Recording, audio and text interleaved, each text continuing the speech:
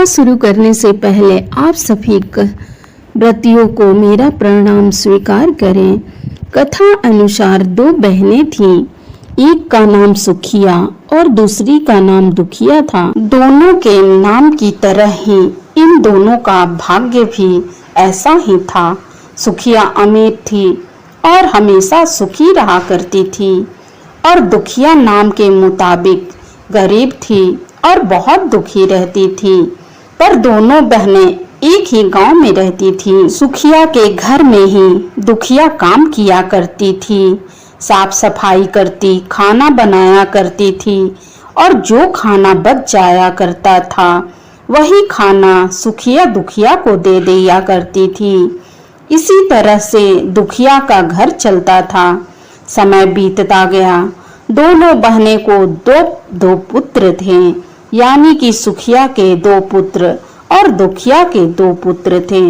जब जिउतिया का व्रत आया तो हमेशा की तरह दोनों बहनें जिउतिया व्रत दुखिया सुखिया के घर में काम किया करती।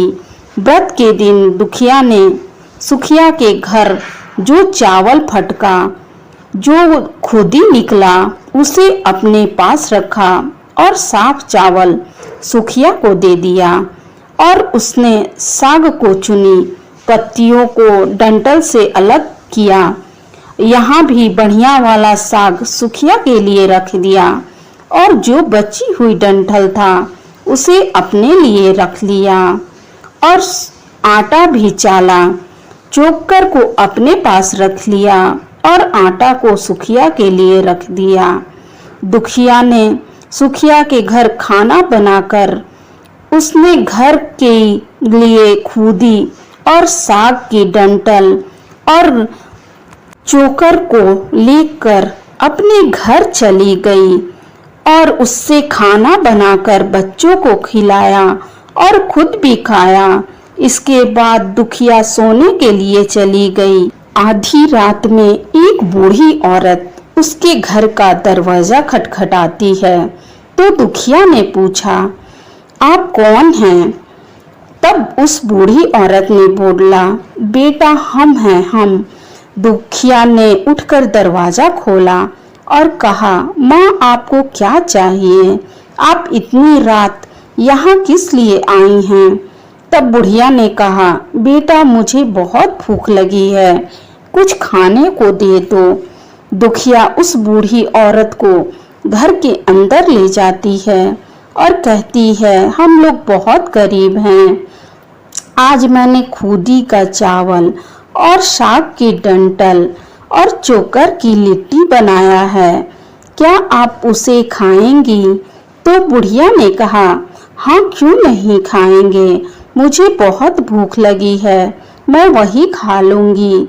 दुखिया अंदर जाकर खूदी का चावल और साग का डंठल और चोकर की लिट्टी लाकर उस बूढ़ी औरत को खाने को दे देती है। बूढ़ी औरत खाना खाने के बाद कहती है कि मुझे अच्छे से कुछ दिखाई नहीं देता, ऐसे में इतनी रात के अंधेरे में अपने घर कैसे जाऊंगी? तो दुखिया ने कहा, कोई बात नहीं माँ, आप यहीं पर सो जाओ, सुबह होने पर अपने घर चली जाना। तब बूढ़ी औरत रात में दुखिया के घर में सो जाती है। बूढ़ी औरत थोड़े ही देर में उठकर बोलती है, बेटा मुझे बहुत जोरों की पैखाना लगी है, कहाँ करूं? इस पर दुखिया कहती है कि मेरे घर में शौचालय बाथरूम कुछ नहीं है, इसलिए आप इधर कोने में कर लो। तो वो बूढ़ी औरत पूछती है कि बेटी भड़भड़ करूं या छरछर करूं? चूंकि दुखिया नींद में थी तो उसने नींद में ही कह दिया, माँ भड़भड़ कर दो, मैं सुबह सुबह साफ कर दूंगी। इसके थोड़ी देर बाद बूढ़ी औरत कहती है, बेटी मैं अपने हाथ कहाँ साफ करूं? इस पर दुखिया कहती है कि आप मेरे सर पर अपने हाथ को साफ कर लीजिए। सुबह होने पर दुखिया जब उठती है तो उसे यह सब सपने के जैसा लगता है और सोचती है कि सोते समय मुझे कोई सपना आया होगा। इतना ही सोचकर वह नदी में नहाने के लिए चली जाती है और वह जब नदी में बाल धोकर नहाती है तो उसके बालों से होता हुआ जो पानी बहता है वह सोने का पानी होता है। आसपास की सारी महिलाएं यह देखकर आश्चर्य हो जाती हैं और दुखिया से कहती हैं, क्या बात है कि तुम्हारे बालों से तो सोने का पानी गिर रहा है।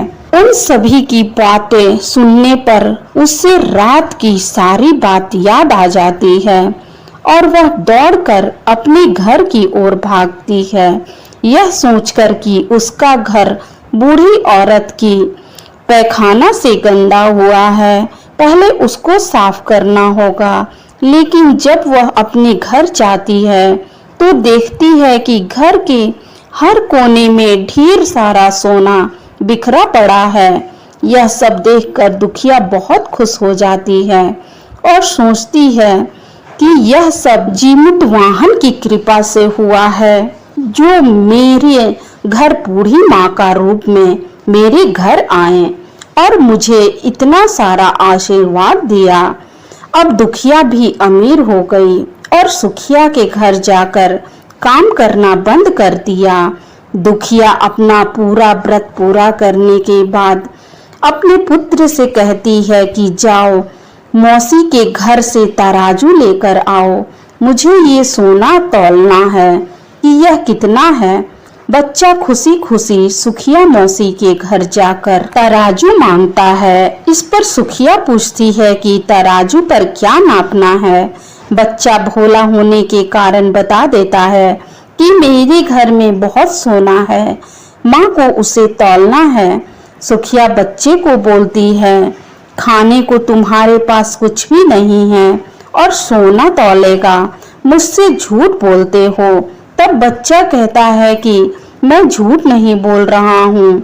तब सुखिया सोचती है कि तराजू मांगा है तो कुछ तो जरूर नापेगी, इसलिए वह तराजू के पीछे गोंद लगा देती है कि जो भी नापेगी वह इसमें चिपक जाएगा। दुखिया ने तराजू पर सोना तौला तो कुछ सोना का टुकड़ा उस गोंद में चिपक जाता है और जब बच्चा तराजू लौटाने आता है तो सुखिया तराजू को उलट पलट कर देखती है तो उसे तराजू के पीछे गोंद की जगह सोना लगा हुआ था। ये देखकर सुखिया सोचने लगती है कि दुखिया के घर में कहाँ से सोना आया है, इसलिए वह कई दिनों से काम पर घर भी नहीं आ रही है। सुखिया दुखिया के घर जाकर देखती है कि वहाँ बहुत सारा सोना है और जब दुखिया के पास जाकर पूछती है कि तुम्हारे पास इतना सोना कहाँ से आया, जिसे नापने के लिए तुमने तराजू मंगवाया था। दुखिया का मन में से सच्ची और भोली थी, इसलिए वह उस रात वाली सारी कहानी अपनी बहन सुखिया को बता दिया। लेकिन सुखिया मन की लालची थी और ईर्ष्या होने लगी थी कि दुखिया के पास हमसे ज्यादा धन आ गया, अब तो अगले जिउतिया मैं भी खुदी का चावल और साग के डंठल ही बनाऊंगी और चोकर की लिट्टी बनाऊंगी। फिर अगले साल जिउतिया का व्रत दोनों बहन ने रखा। सुखिया के पास सब तरह का सुख और धन भी था, इसके बावजूद वह जिउतिया के दिन चावल फटक कर साफ चावल फेंक दिया और खुदी चावल अपने पास रख लिया और वैसे ही साग को तोड़कर फेंक दिया और डंठल अपने पास रख ली और आटा को फेंककर चोकर को अपने पास रख लिया और वही बना दिया। पूजा पाठ करके और खा पीकर सुखिया सोने चली गई। आधी रात को सुखिया के घर में एक बूढ़ी औरत आई। सुखिया तो उसका इंतजार कर रही थी। उसने तुरंत दरवाजा खोलकर उस बूढ़ी औरत को अपने घर के अंदर ले आती है। बूढ़ी औरत ने बोला, मुझे तो बहुत भूख लगी है, कुछ खाने को दे दो। इस पर सुखिया कहती है कि मैंने खुदी का चावल और डंठल का साग और चोकर की लिट्टी बनाई है। तो वो बुढ़िया कहती है, कोई बात नहीं, वही खाना मैं खा लूंगी। तो सुखिया ने वही खाना परोसकर खाने को दिया और सोने चली गई। थोड़ी देर बाद उस बूढ़ी औरत ने बोला, मैं घर नहीं जा सकती क्योंकि रात में मुझे दिखाई नहीं देता। तो सुखिया ने कहा, कोई बात नहीं, आप यहीं सो जाओ। बूढ़ी औरत थोड़ी देर बाद फिर कहती है, मुझे पैखाना लगी है, कहाँ करूं? तो सुखिया ने बोला, वहीं कोने में कर लो। इसके थोड़ी देर बाद बुढ़िया फिर बोलती है, भड़बड़ करूं या फिर छरछर करूं? यह सुखिया को याद नहीं आता कि दुखिया ने क्या बताया था। तो सुखिया ने बोला कि माँ छरछर कर दीजिए। बुढ़िया ने फिर कहा कि बेटी, मैं अपने हाथ कहाँ साफ करूं? इस पर सुखिया ने कहा कि मेरे सर पर हाथ साफ कर लीजिए। तब वो बूढ़ी औरत सुखिया के सर पर अपना हाथ साफ कर लेती है। जब सुबह सुखिया उठती है तो उसका पूरे घर गंदगी से फैली हुई थी। इसके अलावा उसके बाल में भी गंदगी लगी हुई थी। यह सब देखकर सुखिया बहुत दुखी हो जाती है और अपने बहन पर गुस्सा भी आता है। सुखिया गुस्सा होकर अपनी बहन दुखिया को बुलाती है और कहती है कि तुमने मुझे झूठ कहा, मेरा पूरा घर गंदा करवा दिया। इस पर दुखिया ने कहा, तुमने क्या कहा था, भड़भड़ या छरछर? तो सुखिया ने कहा कि उसने छरछर बोला था। ये सुनकर दुखिया बोली, तुमने यहीं पर गलती कर दिया। तुम्हारे पास तो सब कुछ था, किसी भी चीज की कमी नहीं थी, फिर भी तुमने लालच किया। तुम्हारे घर स्वयं जीमूत वाहन भेष बदल कर आए, किंतु फिर भी तुमने उन्हें अच्छा खाना नहीं परोसा। मेरे पास तो कुछ भी नहीं था, इसलिए मैंने उन्हें खूदी का चावल और साग का डंठल और चोकर की लिट्टी खाने में परोसा था। लेकिन तुमने अपने घर आए भगवान का अपमान किया। सब कुछ होने के बावजूद तुमने उन्हें साग और भात और लिट्टी खिलाई। तुम्हारे पास सब कुछ होने पर भी तुमको लालच नहीं करना चाहिए था, इसलिए तुम्हारे साथ बुरा हुआ। सभी माताएं बहनें प्रेम से बोलिए जीमूत वाहन गोसाई की जय। जिउतिया व्रत की दो बहनों की कथा आपको अच्छी लगी हो तो वीडियो को लाइक और चैनल को सब्सक्राइब करें ताकि हमारा मनोबल आगे बढ़ सके।